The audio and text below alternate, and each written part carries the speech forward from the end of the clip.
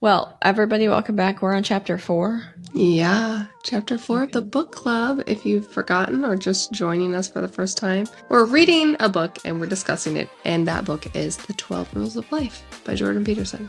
Welcome back and happy Tuesday, turkeys. How long have we known each other? We've known each other for 2 decades. I am not apologizing for who I am or what I like or the people that I love. How do I be a wife? How do I be a mom? And how do I be myself and all of that? You didn't see that coming, did you? Good morning. Welcome back. Good morning. Happy Tuesday, Turkeyverse. Happy December. Crazy. Where has this year gone? I don't know, but I am in full-blown Christmas mode with my chicken shirt and my Santa hat in the background and my Christmas mug. You know, it's funny. I was looking at your shirt and I saw the lights in the Santa hat, but I didn't actually realize it was wrapped around a chicken. Mm-hmm. Oh my God, that's cute. She cute. Even though my backyard chickens pissed me off. Okay. Also, our BFF Wendell Geek left us another insightful comment. I'm not going to read the whole thing right now. If anybody ever wants to go on our YouTube and just get lessons from life, just look for his comments under our episodes because they're always so helpful.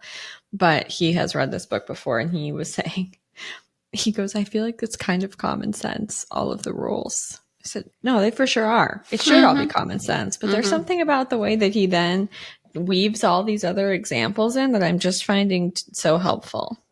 Yeah, it puts it in a different perspective. It's like when your dad says something over and over again, and then a stranger says the same thing. You're like, oh, yeah, that makes sense.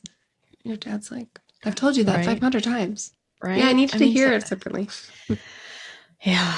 Also, this guy's a lot smarter than people I normally talk to. So, anyway, he wasn't pooping on the book. I think he said he really enjoyed it himself. But it is true. Some of these, you sort of, it's like, oh yeah, duh. Okay. Hey, turkeys, real quick, we want to tell you about our fun new free craft corner. Every quarter, in line with the equinox or solstice, we are going to send out new farts and crafts projects. You can find the link in the show notes. Just drop us your email. We promise not to spam you, but we'd love for you to join us. Now back to the show. All right, rule number 4 for chapter 4. Compare yourself to who you were yesterday, not who someone else is today. Love it. This has been my favorite chapter so far. I keep liking them better. Every chapter I keep liking more than the last chapter. Well, that's good. Yeah. Don't worry, we have a tough one coming up. Okay, I'll read my summary and then you let me know your initial thoughts. All right. This chapter starts off with a little lesson in humility. We are reminded that there will always be somebody who is faster, smarter, prettier, more successful, and more photogenic than we are. We might be the expert in a certain field, but inevitably there is somebody with just a little bit more experience and somehow better hair. All of these initial reminders are setting us up to realize that comparison to others is useless and we will always lose. But if we compare ourselves to our own growth, we might just be able to find a sense of accomplishment. Dr. Peterson then explores the idea of success. What does it mean to be, quote, doing better? How do we know what truly is best? We're encouraged to explore our own values and find what gives our life meaning. And we are encouraged not to fall for the tricks of hopelessness or the endless pursuit of, quote, happiness through a series of self-indulgent choices. One more paragraph. Bear with me. I love it. We are encouraged to find our aim, even if it is as small as cleaning off the kitchen counter and taking action. We are reminded that change requires action and that action must be ordered, disciplined, and directed toward a specific goal. Otherwise, we are just willy-nilly expending our energy. The more we focus on the success of others, the more likely we are to become resentful. Instead, we can pay attention, ask ourselves what that person is doing that we are not, and through this self-examination, we can set our sights on something different and something better. I love that. I love your summaries. They're so perfect. This is the most notes I've taken. And again, that says a lot because I'm listening to it on an audiobook. And it's kind of a pain in the butt to do that because I keep having to go 30 seconds back.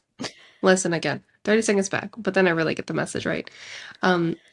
It's interesting, the comparing thing. When we guessed what this chapter would be about, I said, don't compare your chapter 2 to someone else's 20, which is, again, very basic, you would think common knowledge, but the way he lays it out. And what I found interesting, right in the beginning, I believe he said something Because, comparison is the thief of joy. That's also a thing that people talk about. But it was interesting because he said as a kid, you almost have to, like, you are okay to compare yourself to your peers and your social, because you're still learning and figuring out what's right and what's wrong.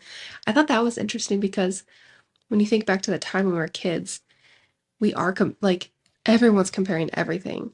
And it kind of made me feel better that it's normal and maybe physiologically healthy to do that, even though it's hard and that time in life is just awkward and stressful in itself. But it was like, oh, okay, like everyone does this is normal. And then as you become an individual and a complete individual in life, your own unique person with all these types of facets and holes, like you call them, it's like that's when you need to stop comparing yourself. I don't know. There was a difference that I never thought about. Yeah, I liked how he kind of explained that we kind of get our cues of how to behave from other people, but we can't let that turn ourselves into a grumpy Gus. I also just, I really, okay, well, I don't have qualms again. But I made a note that I really just enjoyed that the bit about the small town hero.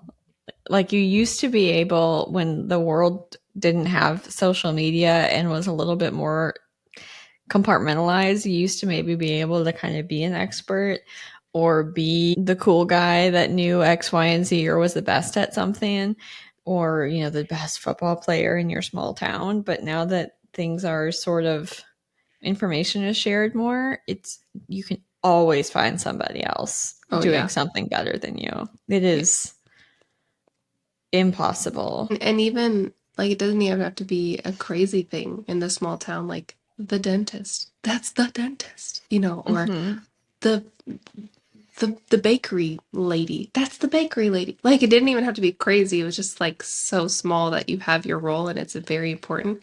But then you go out to the city and there's like 20 bakeries in a row and you're like, okay, who cares? Yeah. Yeah. It's definitely a different energy. And then I also just really can't get over how much I loved the way he reframed looking at successful people. Because he has a whole story he goes into about how if you're at work and this other person gets a promotion that you think you deserve, instead of sitting there and stewing about how unfair it is and why you deserved it, looking at this person, man or woman, and saying, what do they have that I don't? Or what qualities, what qualifications do they have that maybe I missed the mark on? Or what qualities do they have that I'm maybe lacking in? And then use that as your directed goal on, okay, maybe they're better at speaking in groups. Well, I should maybe get better at public speaking. Or they're more smart. I don't know. Anyway.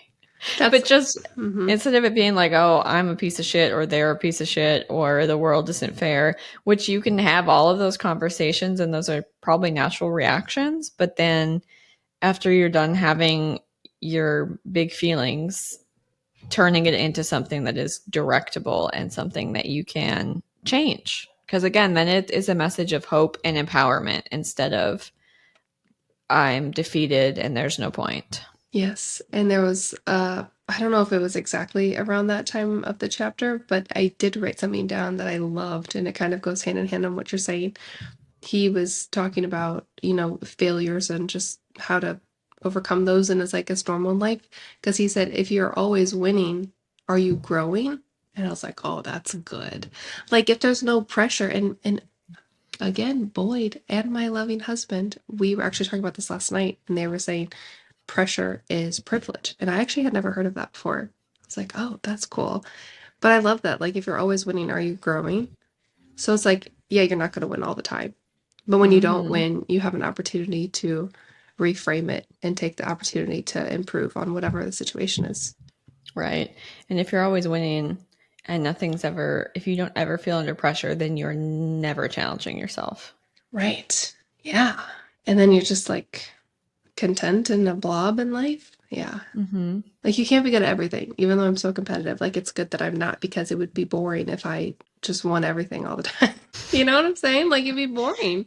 It's true. I mean, that's I love a good win, but like, it has to be close or something. Right. That's why you went into the harder pickleball league, so you could be around better players, so you could get better at pickleball. Exactly. Instead of just dominating the newbies. Exactly. Oh, I yeah. really want to play pickleball the next time we get together, but, well, it'll be just for funsies if it's me. Of but. course. Kenny says the same thing. He's like, I don't really want to play with you. I'm like, I'll be nice. I promise. Like, we won't do anything crazy. We'll just hit it back and forth. I mean, you don't have to be nice. I just won't care. Yeah. You're just not going to get like the satisfaction of beating somebody. And that's okay. I don't need that every time. Oh my Oh, gosh. man. Okay, let's dive into some of these quotey toadies. Did you have any others? I honestly, so some of these I couldn't get word for word, but I wrote a lot of notes. They're all, again, I love how much he covers in one topic that seems straightforward, but he goes in a lot of different directions. So I've got a lot of notes that are all over. So maybe you start and I can add as we go because, Okay. yeah. I think your notes usually coincide with a quote that I've highlighted anyway. Yes. All right. Oh, well, this we already touched on, but right out the gate, second paragraph, no matter how good you are at something or how you rank your accomplishments, there is someone out there who makes you look incompetent. Mm-hmm. Yep. I think this also really resonates with me because as somebody who grew up very much a perfectionist and kind of had the I need to be the best complex and has since recovered from that stance, it is a good reminder and it lets the pressure off. Mm-hmm. Dude, you do your best, you try hard. Also, someone's always going to be better than you, so just quit making that the focus and do your best. Yeah. I like when he said, like, maybe if you're not having fun in the game or you keep failing at the game, pick a different game or create one. That was cool. He was like, you don't have to, if not being the best is causing you some issues or whatever the case is, like you don't have to stay there. You can always try something new. I don't know. I like. Me too. Then he really starts off the chapter leveling the playing field. I think he really tried. I felt it felt similar to how boot camp tries to tear everybody down so they build them all up together. I sort of think he came in to just be like, listen, either for the people who are trying too hard to be perfect and it's failing and they feel bad, it kind of comes off as it's okay. And then for the people who are a little too high on the horse, he's kind of reminding them that you're not really that much, you're not hot shit. Chill out. Yeah.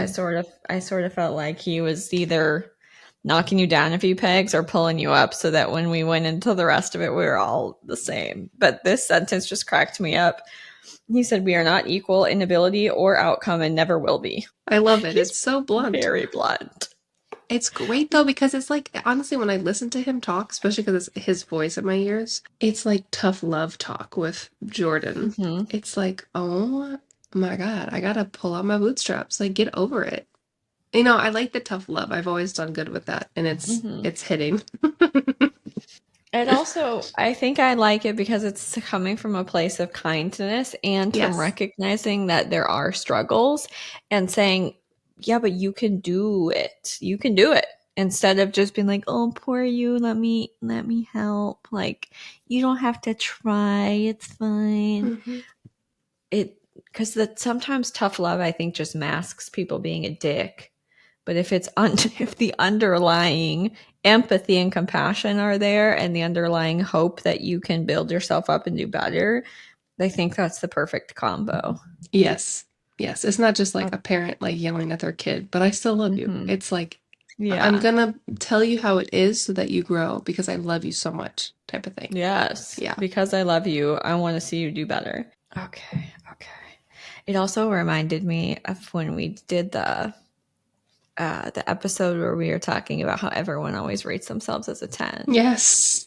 I mean, he just basically came out and was like, listen, you're not all 10s and it's fine. Find your lane that you can operate as a 10. Yes. Find your 10 lane. Stop trying to be on America's Next Top Model if you're my size. Okay. It's also unlikely that you're playing only one game. You have a career and friends and family members and personal projects and artistic endeavors and athletic pursuits. You might consider judging your success across all games you play. Imagine that you are very good at something, middling at others, and terrible at the remainder. Perhaps that's how it should be. You might object. I should be winning at everything. This was what you were talking about. Mm-hmm. But winning at everything might only mean that you're not doing anything new or difficult. You might be winning, but you're not growing, and growing might be the most important form of winning. Should victory in the present always take precedence over trajectory across time? Again, if I took 10 years, I could not come up with a sentence like that, but I love it. Me either. And then the immediate next paragraph, he says, finally, you might come to realize that the specifics of the many games you are playing are so unique to you, so individual, that comparison to others is simply inappropriate. Mm-hmm. Mm-hmm. Which I love, because we're all kind of doing our own dance. There's so many different things about our lives that you can't compare things. Like, it's true. Like, it's inappropriate. It doesn't make sense. It doesn't track. Mhm. And I love that. Like, I can't compare what I'm doing as a productivity level to what you're doing because I don't have a constant interruption of an almost 2-year-old. Right. It's just a different circumstance. And it's not a bad or good thing. It's just, it is what it is. Right. Yeah. So the remainder of my notes have something to do with like your thought process and your relationship with yourself. I'm sure you're going to touch on this. I'm just going to go into my overall synopsis of this part because I loved it so much. You know, in therapy, they always say when a thought comes in, just like watch it, go and come and go. And I like that he said maybe your bad thoughts, again, I'm paraphrasing because I'm driving at this point. Maybe your bad thoughts aren't comments, they're chatter. And I liked that because it doesn't mean that they always mean something. You shouldn't always take them for face value. And then I just liked how, because everyone beats themselves up so much. I mean, like you and your blueberries, me and all the things, I have so many. It's like, or when I'm feeling guilty, it's like, okay, I've got 15 minutes. My kid's down for a nap. Do I shower? Do I eat? Do I clean? Do I do something productive? Do I watch TV? It's like I have thousands of options. And sometimes I don't want to do the dishes. I'm like, I've got 15 minutes to myself. I just want to watch TV. If I choose that route, don't feel guilty. But if I do the dishes, he said, negotiate fairly with yourself, or you are a tyrant with yourself, a slave. And I'm like, well, like your mind, we trap ourselves in our own mind. And so basically he was saying, if you're going to choose to do something, just like if we're, Kaylee, will you make me dinner and then I'll clean your bedroom? Like, that's how we would negotiate as friends. Mm-hmm. You have to do the same thing with yourself. Like, okay, I'm going to actually do the dishes and then I'm going to go grab a coffee down the street because that's my reward. And then he was saying, like, when you finish the dishes, don't go on to something else. You have to, just like I would hold my promise to you, I'm going to go down to the coffee shop and reward myself. I just thought that was cool. Like, you have to negotiate with yourself and treat yourself nice so your brain understands, like, okay, we're doing this together. I'm not your enemy. Isn't that weird? Mm-hmm. Yeah. So crazy. I know. I do. I love like that part. Example. Okay, here's another one. This is fun because I highlighted all these quotes, but I don't go back in and reread them before we start, so I sort of get a fresh refresh on them. Okay. You have a nature. You can play the tyrant to it, but you will certainly rebel. How hard can you force yourself to work and sustain your desire to work? How much can you sacrifice to your partner before generosity turns to resentment? What is it that you actually love? What is it that you genuinely want? Before you can articulate your own standards of value, you must see yourself as a stranger, and then you must get to know yourself. What do you find valuable or pleasurable? How much leisure, enjoyment, and reward do you require so that you feel like more than a beast of burden? How must you treat yourself so you won't kick over the traces and smash the corral? You could force yourself through your daily grind and kick your dog in frustration when you come home. You could watch the precious days tick by, or you could learn how to entice yourself into a sustainable, productive activity. Do you ask yourself what you want? Do you negotiate fairly with yourself? Or are you a tyrant with yourself as a slave? There's the actual quote. I love it. Yeah. It's so, I kind of really liked how he just right out the gate said basically, you are born with a personality. that you can either fight or you can work with. So what would you rather do? I think right after that, he talks about resentfulness, because you mentioned being resentful. Mm-hmm. And he said, if you feel resentfulness, you're either immature, so shut up and move on, or there's tyranny. And I was like, what does that even mean at first? And then I'm thinking back, like, it's tyranny with yourself. Mm-hmm. So I'm like, that's interesting. So either you're being immature and you need to get over it, or you need to stop holding yourself at such a high regard and being so hard on yourself, I guess, is how I took it. Yeah, I really like that point. And it makes me think of, because my husband and I will talk about this all the time with him having ADHD. It's not a negative. It's not a bad thing for your brain to be wired that way, but you have to learn how to make your brain work with what you need to get done. Mm-hmm. And what that looks like for him looks different for me. And because, school is kind of, when you're a kid, things are sort of set up to meet the needs of the bigger group. He said that he learned he had to go for a run in the morning before he went to school so that he was calm enough and could sit down enough and focus enough on what he had to get done. Because he's like, ultimately, it just is what it is. The school system is what it is, and I didn't have the ability to change the whole system. So either I could have struggled within it and tried to fit myself into the box of what the other kids were doing, or I could have figured out what does my brain and body need to do that's unique to me so that I can conform to what, the current requirements are at hand. How impressive is the self-awareness he had at that age to be like, I need to go for a run before school? That's awesome. I know. Sometimes I sit there and kind of quiz him. Like, how do you think you arrived at that choice or that knowledge? Yeah. Even to realize that school was important. That's so interesting.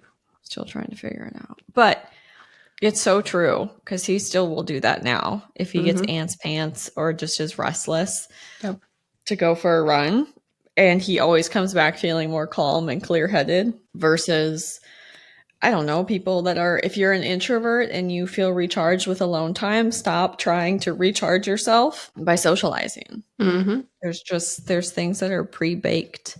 You can work on, and I think we all should work on things that are maybe a weakness, but we've got to also realize you're not going to change your own nature. Anyway, that's very interesting. I really, really liked how I just imagine people trying to cram themselves into a certain way of being. And he's just basically like, why are you doing that? Yeah. It just makes so much sense when you say it out loud, but it's hard to know in the moment when you're in it as a person, right? As a human being. I know. Okay, here's another one. He even italicized this. Perhaps happiness is always to be found in the journey uphill and not in the fleeting sense of satisfaction awaiting at the next peak. Much of happiness is hope, no matter how deep the underworld in which that hope was conceived. It's like what they say, it's not about the destination, it's about the journey. Like, it's true. Like, that is the most rewarding part, is the journey.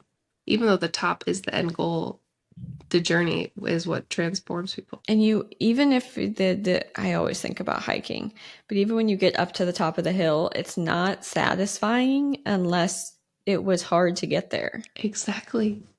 I know. Think about it's crazy. All of our best vacations were when something weird happened, and then the relief after. Or that's true. I'll still never forget when we went camping, the last time we went tent camping, and there was a burn ban in Alabama.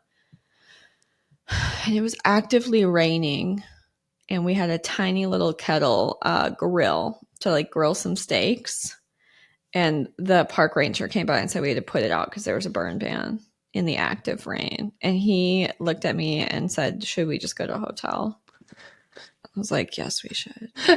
And let me tell you, I would never have loved an Econo Lodge hotel stay more had I not hiked 6 or 7 miles that day in the rain and then been cold and trying to cook in the rain It was the best Mexican food I've ever eaten when we went out to dinner. It's still the best hotel we've ever stayed in. It was the best shower I've ever had. But had all of those challenges not precipitated that, it would have been a very mediocre evening. Precipitated. I know it's not the same word, but it's close. Precipitation. Anyway, sorry. I think it is the same word. I love it. It's so true, dude. You have to have, and I really enjoyed the fact that he pointed out that your hopefulness is your happiness. Yes. And when that hope is gone, that's when you feel despair, which is also why telling people you can do it and you can make a change gives them hope, which is actually way more supportive than being like, there, you just stay sitting in the dark. Okay. Mm-hmm. Okay, he goes, we have forgotten this, : You cannot aim yourself at anything if you are completely undisciplined and untutored.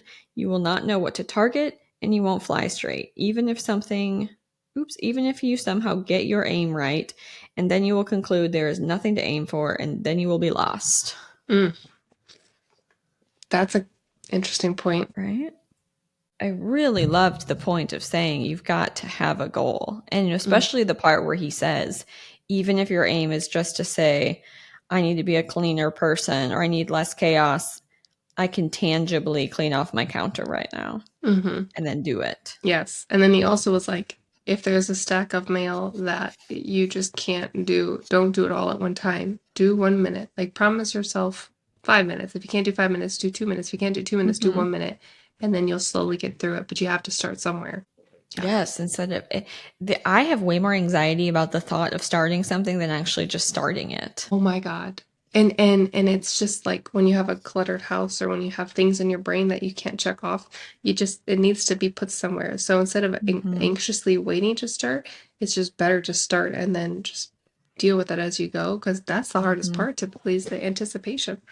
Yeah, just small step. Doesn't have to be the whole shebang. Okay. Faith is not the childish belief in magic. That is ignorance or even willful blindness. It is instead the realization that the tragic irrationalities of life must be counterbalanced by an equally irrational commitment to the essential goodness of being.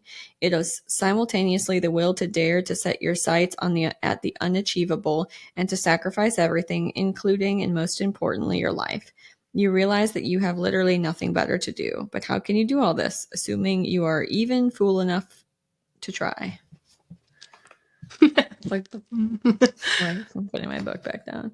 I liked that the world might seem impossible and it might seem like you can't ever succeed, and kind of acknowledging that might always be there. So you could either just be in despair and not do anything, or you can leave that reality as it is and dare to hope and try something different. And somehow that faith in something better can happen. It seems to sort of be the ticket. Yes. With doing something. I really liked how he pointed out this isn't just like magical thinking where we just think we're going to wake up one day a millionaire. He's like, no, you can want to be a millionaire, and now you need to take these steps to emulate the behavior of a millionaire. Yes. And start the journey. Because you can't just manifest things into life. Now, you can speak things into life where your brain starts thinking that way, and then you need to follow up and go hand in hand with that and actually do the steps. Because then you're in real life doing things, and then your mind is like, yes, I believe this. I think it does go hand in hand. I do believe in that, but you just can't rely all on that. You can't just do one thing.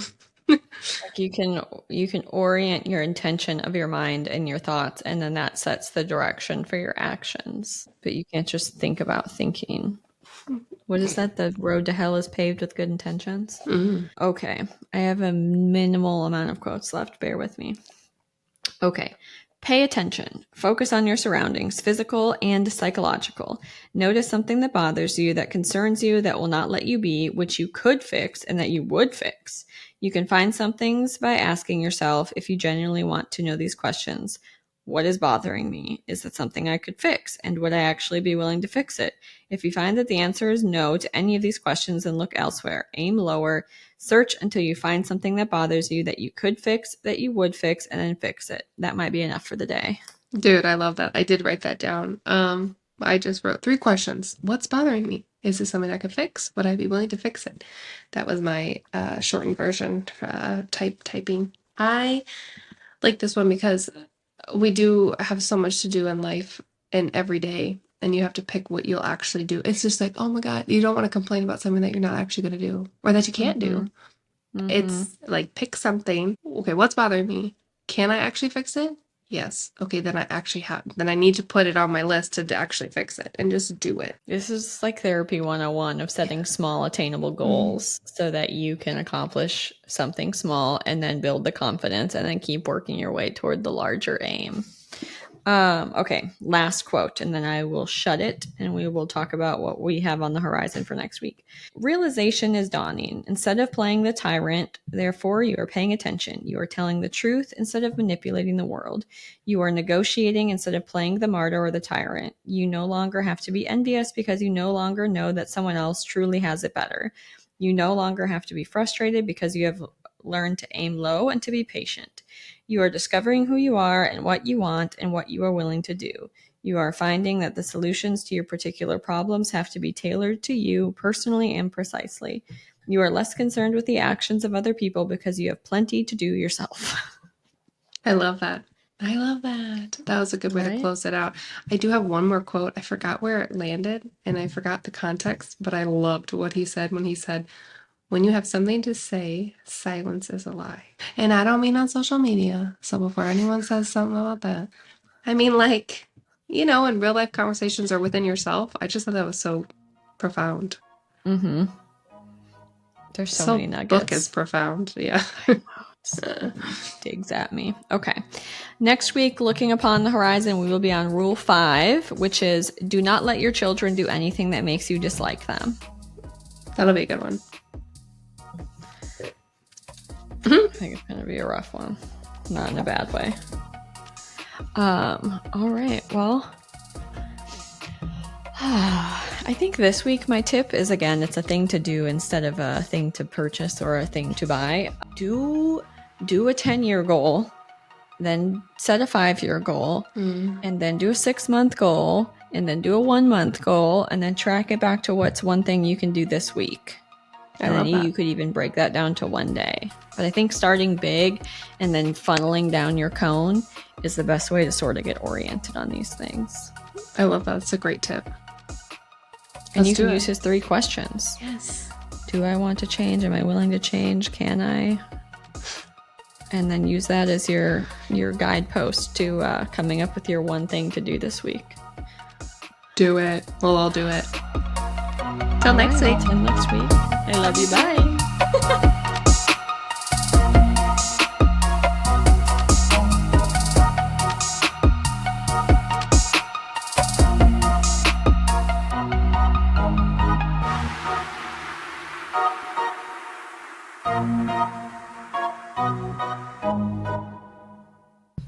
Beep, beep. Ba-da-ba-ba.